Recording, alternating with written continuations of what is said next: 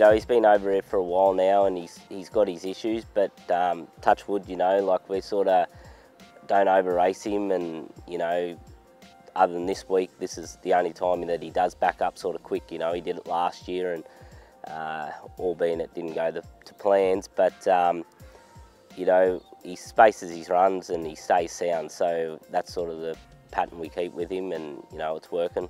I guess it's just the same as in people, you know, like he got arthritis there over New Zealand, and you know, they were sort of at the end of the tether with him, and he come over here, and I think a lot of people move to Queensland for the warmer weather, and it helps with arthritis and the aches and that, and you know, touch wood, it seems to have suited him. He does seem to be probably as good as ever. Like this year's been his best sort of racing, you know, that he's done. So hopefully he's just right, and it's you know, he's managing it okay. Like I said, like Mark and Natalie had that big opinion of him, and you know, I'm sure they would have probably tried everything to keep him. You know, like they're not horses you want to lose out of your stables, but coming over here, I think was just the last sort of go for him, and touch wood, you know, it's all worked out, and you know, we've got to see him race. Maybe, you know, he's probably never going to be to what he could have been, but at the end of the day, he's still racing and he's still on a high mark. Oh, it would be, you know, I think it'd be sort of one of my sort of happiest moments if he could win a group race, you know. Like every sort of big race comes around and you think you got him right and that, and he races well, but there's always just one or two better. So if he could win a, you know, a group race, I'd be over the moon, but you know, maybe this week might be it.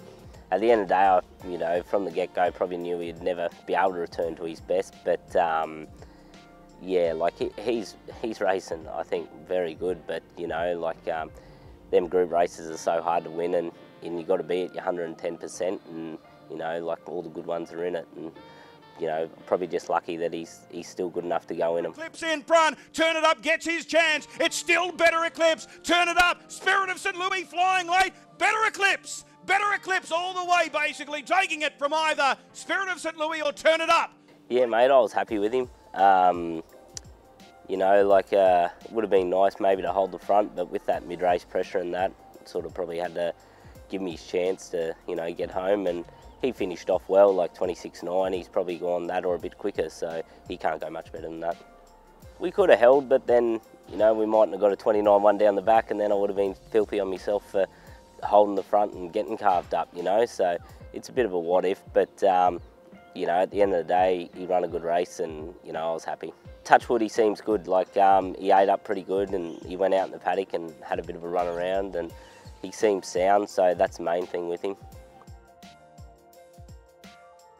Well, I think the carnival this year is completely different to last year. Last year was great. King of Swing, Krug, copy that, all here. This year it's a little bit different. As we know, copy that sustained an injury. He's on the sidelines. King of Swing has now been retired, and Krug's back home in New Zealand getting set for the New Zealand Cup. Someone needs to step up. Who's it going to be? You know, I think like last week he showed he's sort of up to it, and the 2600, that's not an issue for him. Like he's good over the short trip, long trip, you know.